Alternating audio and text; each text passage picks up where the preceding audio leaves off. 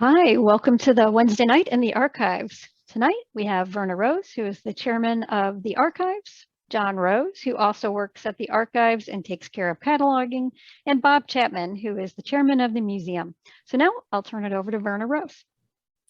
Hello, I would like to welcome everyone here tonight. We'd like to show you what a little gem we have here in Waterville. We'll be showing you examples of what you can find here at the archives. We will take questions at the end of the program, and those online, you can use the chat button to write your question. Please remember to keep yourself muted. The archives is located in the 1881 Wakeman Masonic Building at the corner of Farnsworth and the Anthony Wayne Trail, which was purchased in 1997, and we opened as the Wakeman Archival Research Center in 2001 by appointment, and 2002 we opened to the public. This is pretty much like it looks today upstairs. Many people helped to get the archives up and running. They include Nancy Meyerholz, Neva Porter, Steve Charter, Phyllis Whitzer, Laura Beckwith, Mary Agee, to name a few. We collect items from the Waterville and surrounding area that has a history to the area. We are collecting items from today as they are part of the history of Waterville. History is anything that happened yesterday. We welcome donations. So what can we find in the archives? As a genealogist or a historian or somebody just curious. Yes, people come up to the archives and just knock on the door and wonder what we have up there, and we gladly show them around. We're going to touch on some of these items. We're going to, from finding family, we're going to be looking at the Waterville School graduates. Of course, genealogists love obituaries and those buried in the Wakeman Cemetery. Family files and public genealogy. Landowners, check out the atlas, map of township and other land records. Military sources, mayor court, and canal ledgers. We have all the Waterville High School graduates pictures from 1898 to the consolidation of Waterville, White House, and McClover. We have some of the yearbooks and always looking for more. Some of the early annuals for AW have grade school classes for each of the schools. This is where our yearbooks are kept, and you can find a family member in a yearbook. And by some of the ones in Anthony Wayne, by going to the 2000, there's a book called Up to 2000, and it shows you which class that individual was in, and also the recent address that where they live, only up to the 2000 year.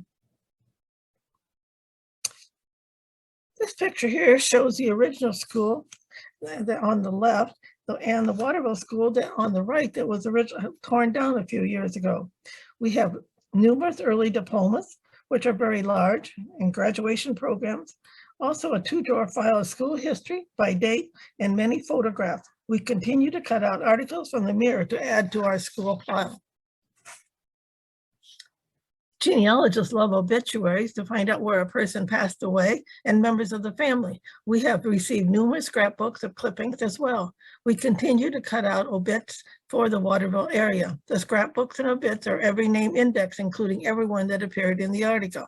So if you know and we have 23 of these on the bookshelf, and if you know the name of the descendant, you will then find out who the relatives are as well, and it will tell them. Remember, and this is what a copy of the obituary book looks like. You notice as a genealogist, there's one thing missing. Not all of our obituaries have the name of the paper or the date of the paper. This is fine. We at least know who the people are. But from somebody doing a genealogy research, they also need to know the name of the paper. A number of years, this is the cemetery records where they're kept. A number of years ago, John and I walked the cemetery and wrote the book Walking in the Wakeman Cemetery in 2006, so others could find their relatives. Before that, we copied all the sections cards in 2004, and here is the box on the right-hand side. We have researched on other early local cemeteries that the graves were removed to Wakeman. We also have indexed other cemeteries that the Toledo Area Genealogy did years ago. Stan, one of our volunteers, is working with the Lucas County Cemetery Historical Association, updating the records for Find a Grave for the Wakeman Cemetery. He is finding tombstones we missed that were 4 inches below ground. I would recommend anyone looking looking for gravestones for Lucas County, to check out the Lucas County Cemetery Historical Association, LCCHA, on their website. You can also see the 2004 cards on the FamilySearch.org. This group also has death certificates on their website. We have family files that were started when we wrote the Memorial Profile book in 1998. We wrote the families and they sent us information for us to use. This project was started because one of the board members thought we had too much on things and not enough on people. Those that helped with the collecting information were Lucille Conrad, Phyllis Whitzler, Norton Young, Marion Morris, and several others. Today, we have over 500 files on families. Now, when a file gets too large, we put the information into a family file box, which is on the right-hand side. And we have four file drawers, and we have 4 bookcases of family file boxes, plus a bookcase full of research from the Irish Tuttle family that also did research with Midge Campbell. All of Midge's research at the Toledo Lucas County Library in MSS number 130. Midge wrote Waterville lore. You do have to make an appointment and you need to sign a researcher's paper to look at them. On the right side is where the family file box, and this is for the Hutchison family. We also accept donations of family genealogy books. Many genealogy programs allow a person to print out a book with indexes. Others have written their own books. And also many of the genealogy programs will also list sources and they will also be printed out.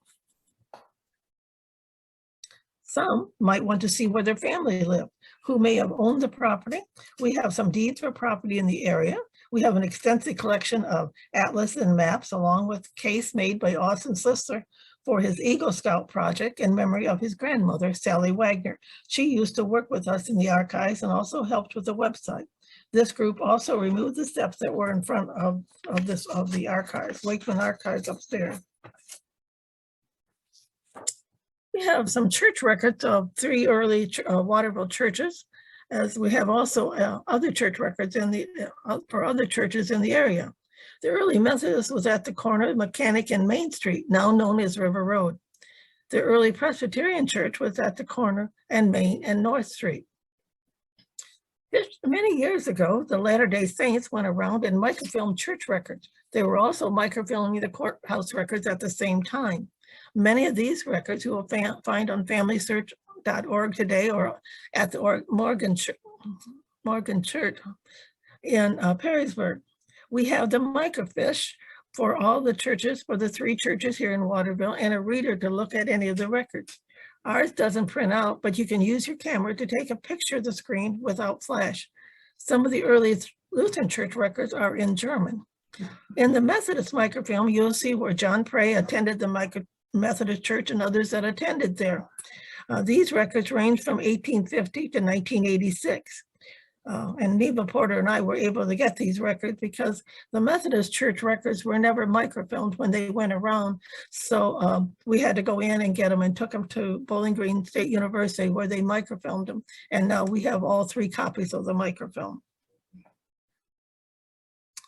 Military service records. We have the complete set of the Ohio records for the Civil War. You need to know the unit the person served in, and then look for the name. The Ohio World War I records just need to know the name. These records were donated by the Waterville American Legion Post when they were disbanded. Dr. Downs is just one of the Downs ledgers that we have. Here you will see the name of the person being treated, what the visit was for, and what they were charged. Sometimes they paid in wood, chicken, or whatever they had. We had one person come up to the archives one day thinking that maybe his ancestor was delivered by this doctor, and he knew the date of the birth and everything, and we looked, and sure enough, it was listed in this record. So there's many things, and all these are every name index. They are also you're able to look at any of them. The Haskin Canal Store ledger is shown here. The Haskin Canal Store is just one of the canal store ledgers we have.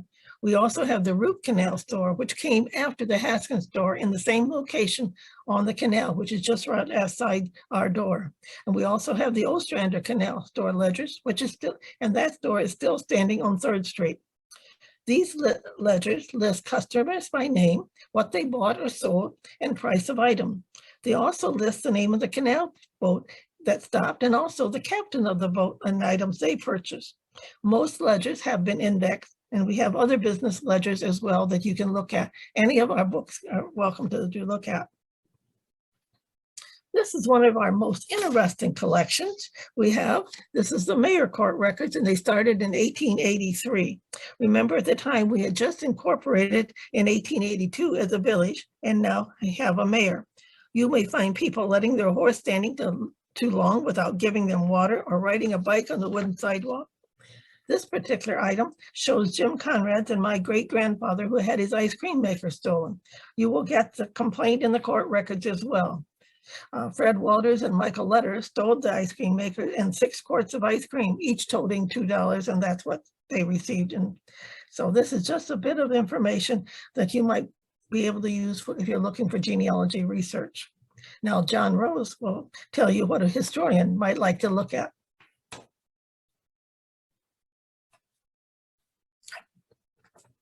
Historians, like the genealogists, have a specific goal or focus in mind. They come up with something that they may be looking for.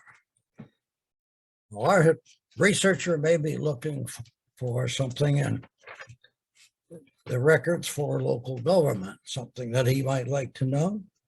Our government records, as you can see, cover a great deal of territory. Now, the first government record, of course, was John Play's original plat, which was filed and recorded in Wood County, at the town of Perrysburg, county seat, in 1831. Now, John was one of the first Wood County commissioners at that time. And Lucas County was not even formed until 1835. Now, the village of Waterville then was part of Wood County, Waterville Township, until Lucas County was formed.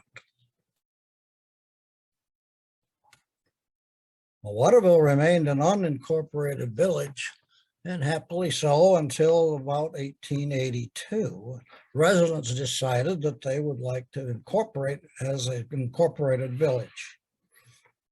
The petition was drawn up, as you can see on the right, and permission was granted by the powers that be in Lucas County in the same year, shown on the left. We now have a mayor, a council, and village officers. Well, the first village hall was built in 1885 and is now the Chamber of Commerce office. It was moved slightly around the corner where it exists today.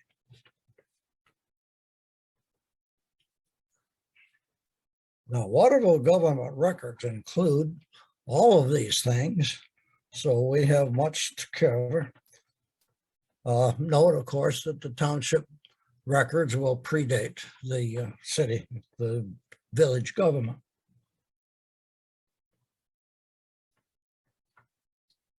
Residents petitioned in 1917 for their government to provide electric service. Of course, this was an expensive proposition, so the village sold bonds to pay for the infrastructure. And at first, they purchased electricity from Toledo or the electric generators in the area. Later, they decided they would like to have their own generating plant, which is shown here. Well, this plant was powered by large diesel engines and ran 24/7.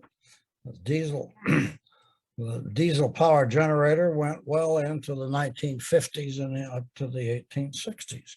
And even then, there was great controversy over going back to buying power from Edison. Eventually, they did so, and the generating plant was later torn down. Well, the same thing happened for water. People decided they wanted a municipal water supply. So they petitioned their government, shown on the left. Government complied. Now, they, of course, had to put in a great deal of infrastructure. All the piping and the streets and the fire hydrants were provided. And eventually water was piped to individual houses that requested it. The first system was a deep well, which was shown here with a little pump house there on the left.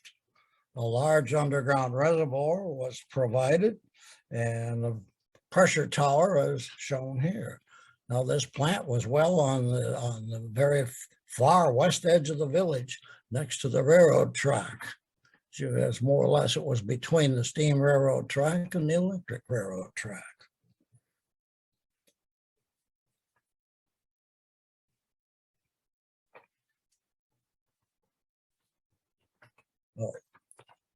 Our fire department began around 1885, 1888. Again, the village residents, excuse me, the village residents petitioned their government. They thought that they needed to have fire protection. The original petition, and I might add that these petitions are part of our records, and that might be of interest to genealogists as well. All of these petitions that are in their particular file jacket for that particular record. Now, the original request was simply for a bucket and ladder company. The village provided and set up a company and purchased the ladders, and they purchased the buckets. But the village would like to have done much better. So by the mid-1990s, they obtained the hose cart and hand-powered pump as shown in this slide. Now, they had a fire station at that time on 4th Street, near the corner behind the J.E. Hall store and the first house along 4th Street. Now, they would also have to hire a teamster with horses to pull this cart and hose cart and pump to the fire. They had a bell which would call the firemen to the scene. The fire station was moved to various locations as new equipment arrived. Eventually, we had gasoline engines, and by the 1920s, we had fire trucks to supply them. But they were more or less orphans, and they were moved from various places. They lived in Groff's garage for quite a long time. And finally, they built a fire station of their own, as shown in this slide.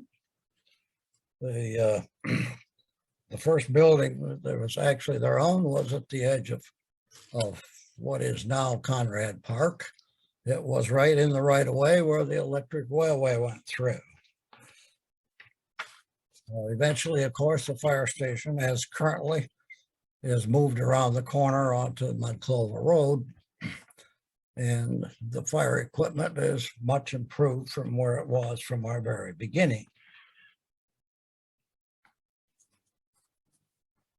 Recreation became part of the city government's responsibility after World War II, usually hanging around the 1950s. And a lot of you probably well remember the recreation programs under Dick Allball in the area. But we have records for the recreation department.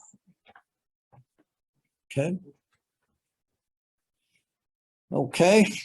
So the historian, if he doesn't want to study government, perhaps businesses would be. So we have quite a bit of Waterville business records. Okay, go ahead. We collect memorabilia business, anything from matchbooks to T-shirts, as shown here. The picture on the right is a card table that has all kinds of the local businesses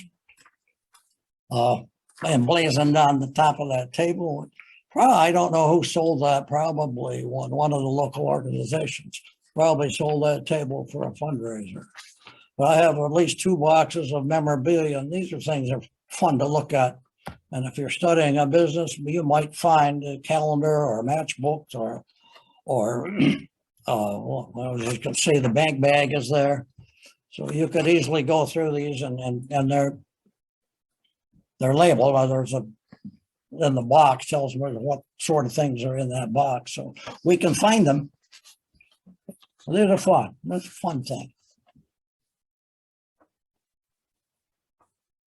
Studying business, we have files of Waterville businesses, all that we know about.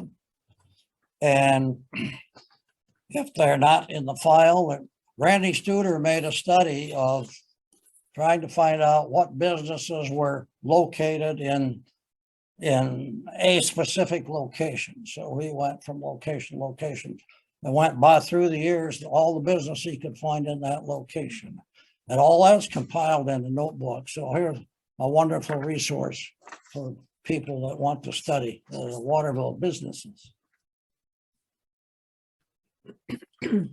Now, the Citizens Telephone Company is not truly a government function. It's a private business, but it's also a public utility. So we keep those records there. Now, that telephone company started around 1900 by Delmar Farnsworth, who was from boyhood interested in telephones from his old tin can phone on. So the Citizens Telephone Company was formed. Originally, it was on 3rd Street where the hardware store is. I think it still was a hardware. He worked in the back. And soon he moved around the corner to this building that's shown on the left, which is no longer there, but the telephone company was upstairs in that building for a long time. Of course, telephone companies evolved into businesses that merged and changed and so on over the years. But this is Waterville's phone company. It was run by Delaware for a number of years.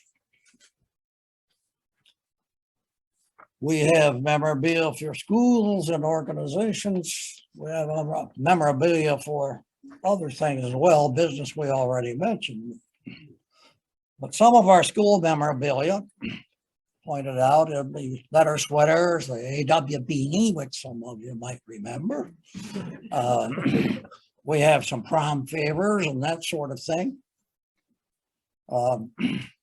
Stuff, mostly, but fun stuff. So you can find these things as reminders of Waterville and its history. We even have a band jacket hanging up there on the wall. So we collect those kind of things. Now, memorabilia for organizations. I chose Idlers and Loafers hat. Some of you remember that organization, I'm sure, as representative. And we try to keep some memorabilia for the Masons, since we are in the Masonic building in the Eastern Stars. We have some of those things on display. We have memorabilia for Cub Scouts, Cub Scout book, uniforms, that sort of thing. Right now, a lot of it's, some of it at least, is on display up in the archives. So we try to come to display some of these memorabilia things as well. So we have a good bit of military history. Am I being too long? Let me shut up. Military history lives up in the corner there. It began as the Waterville Legion went out of business, went defunct. They joined with the White House Legion, but their Legion building down here, they had to close that up, and so they donated almost all of their records to the archives. So we can find a good bit of Waterville Legion history, including their charter members and all of their history and their minutes. We also have a good bit of other history in terms of memorabilia. I have memorabilia boxes for World War II, World War I, and the Civil War, in which there are things like ration books and the pamphlets that the military people get, and articles from magazines and newspapers, and all that sort of lives in a little memorabilia box for military. Okay. We have letters from home for the war. These are sort of an interesting thing, particularly either both for genealogists and for war buffs. There's Civil War letters, a lot of them from the Welcome Prey family. They tell you a lot about the family as well as what they were going through. This is a letter particularly telling the death of James Fisher Prey. James was killed in battle, and Welcome's other son died in the military illness, but they both had letters home, and it tells a lot about the Welcome Prey family as well as what's going on militarily. More family than military. Most military people write home, they don't talk about their battle experiences and what have you. But it tells you a lot about the home and Welcome Prey. Okay. We have history books on the military.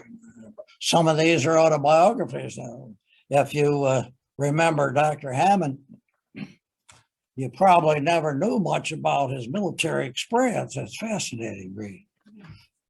He was a flight surgeon in the military through World War II, and had some very interesting experiences.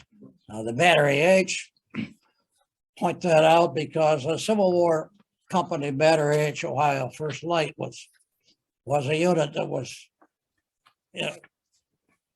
compiled a lot from Waterville.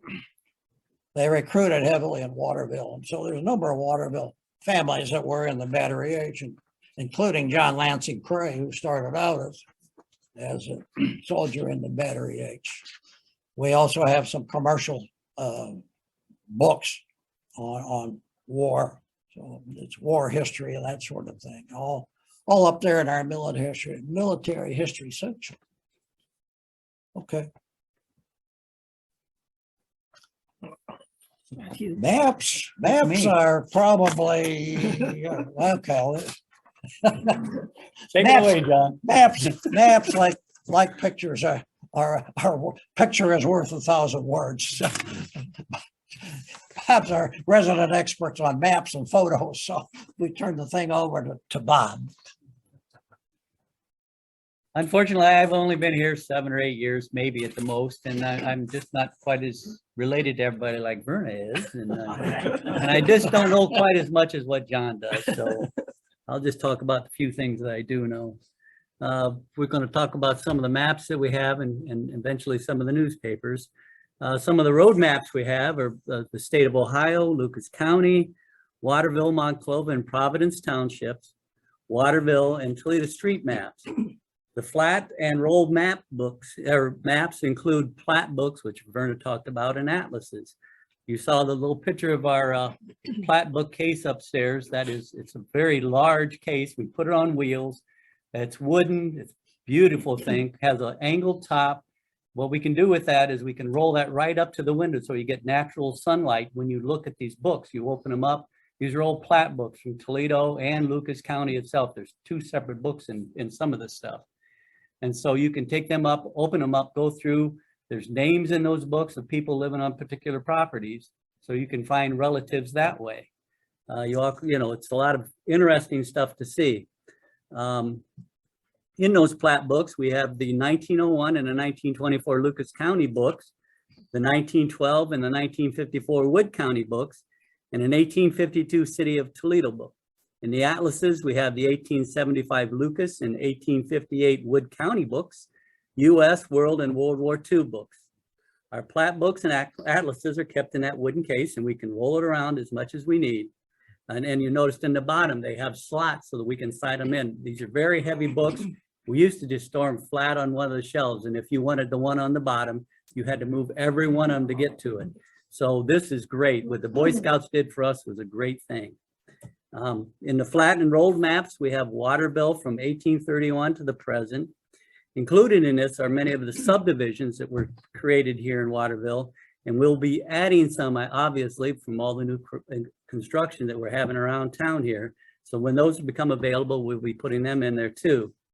There is an 1861 Waterville Monclova map and various other maps from this area of Lucas County and Wood counties. As much as possible, our flat maps are kept in archival boxes and our old maps are in heavy cardboard archival tubes. Where are we at now? Sanford. Yeah, okay, there's a utility of the sandbox. All right.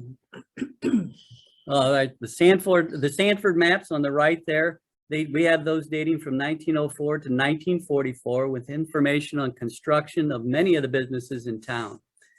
Also, utility maps on the left, including electric, water, and telephone maps, some in blueprint form like the one here, and often including names of residents. We have a folded 1884 railroad map, Ohio Railroad map, and 27 1918 Miami and Erie Canal right-of-way map showing adjourning plats and some of the owners' names. That's just a listing of what the maps is there. They are actually large maps that are inside of this case. We can take them out and go through, and you can follow the course of the canal as it comes through here. We have the Fort to Port US Route 24 feasibility and safety studies and materials from the 1980s to the present, along with maps from our area showing how the road was going to go through here. In newspapers, we have bound volumes of the Anthony Wayne Standard from 1858 to 1970, or 1958 to 1979. Loose issues of the Waterville White House Standard from the 1920s to the 1950s, and the Wood County Tribune from the years 1893 and 94, as well as many, many articles in our collection of scrapbooks. Waterville history and photos. We got the canal, bridges, floods, and buildings. The canal operated through Waterville from 1843 until the last boat came through the town in 1912. Parts of the canal remained until finally filled in and paved over for the old Route 24 in the early 1950s. The Pekin Mill on the left here and Sawmill was located at the intersection of Mechanic Street into the canal, which is the old Anthony Wayne Trail, and still used a mill run off the canal to the river until it closed in 1921. Most of our canal pictures are from the mid to late 1800s. The other picture is of the root canal store that was located right just to the other side of our building here, down towards the main road. Eventually that building moved to 3rd Street, or that business moved to 3rd Street, and the building was finally taken down in the 1930s. We have this business's sign hanging in our canal store exhibit in the front of this building here. And we have the large black lantern that was hung outside the business to alert the canal boats when they were open at night. And that's back there on the case sitting towards the back.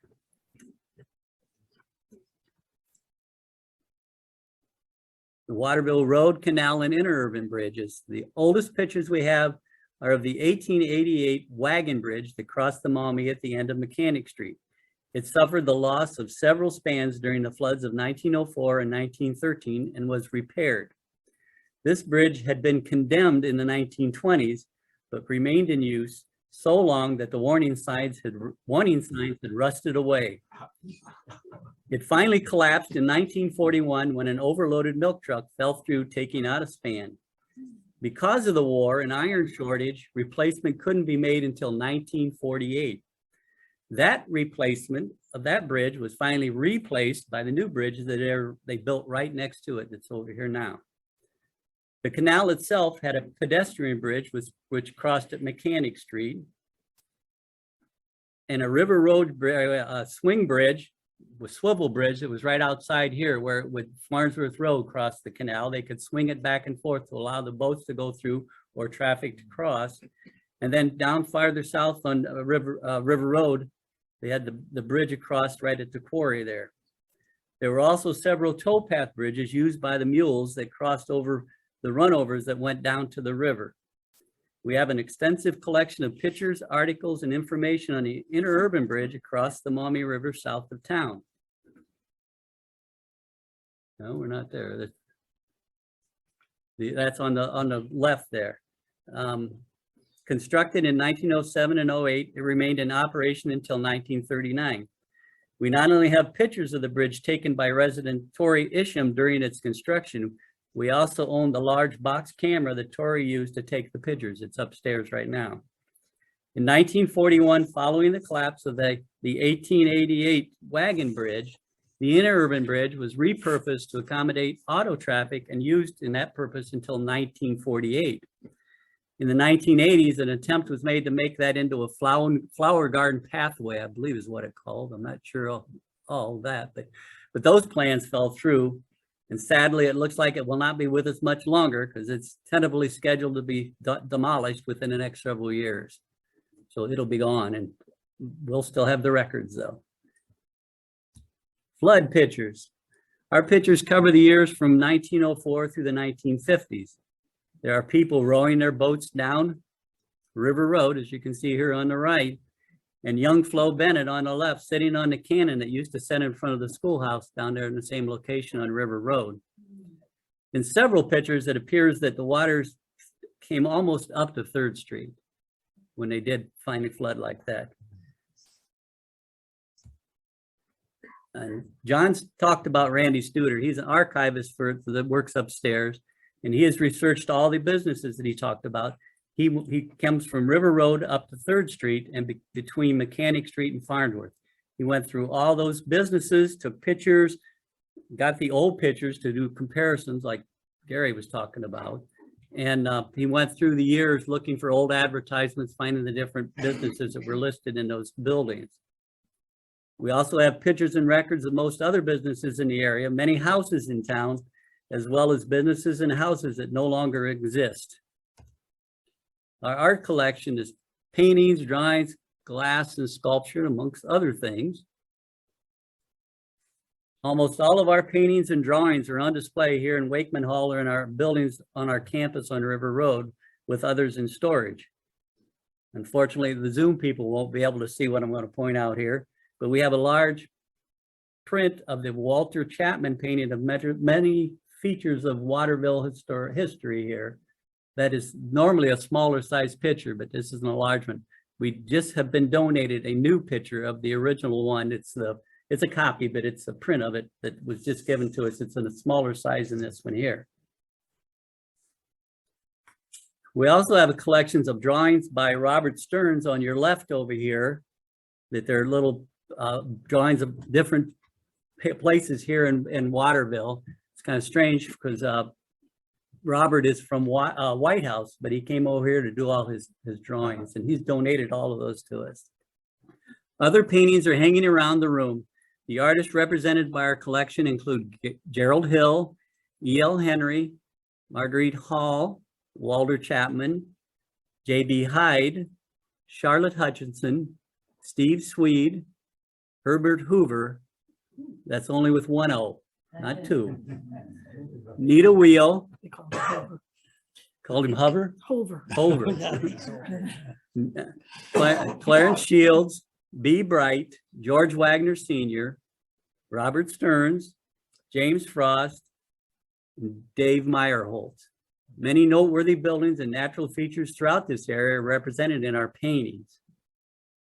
What I plan to do sometime this summer, I think during their plein air or whenever they do all those paintings, is to do an art exhibit here in this room with all of our paintings brought in here.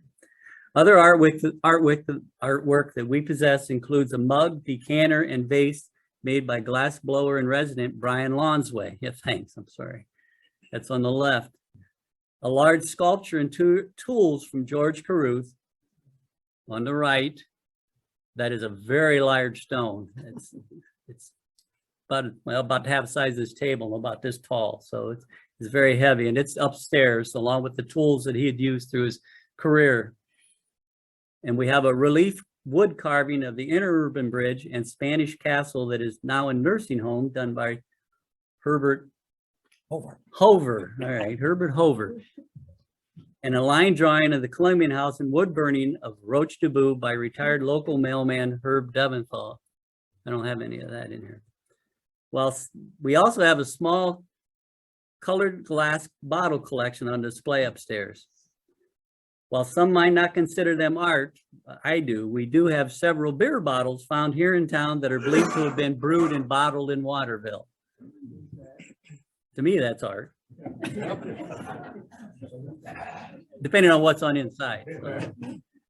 All right, our archives continue to expand and grow. Here are several of our volunteers working upstairs. Randy Studer is the one wearing his shorts there with his hat on right in the middle. He's the one that did all the business, the research. We usually have 5 to 7 people working while we're upstairs. The latest estimate we have is approximately 415 cubic feet of records in our collection. In the last 5 years, there have been 800 donations that have been processed, photographed, numbered, entered into our computer records, and stored for future display.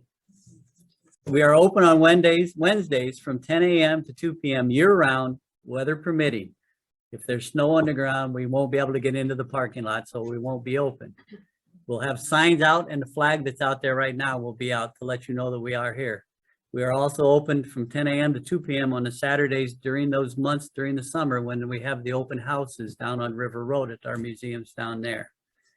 And that's, like I said, it's usually the last Saturday of the month, but you can check on our website and find out the times that we are doing these.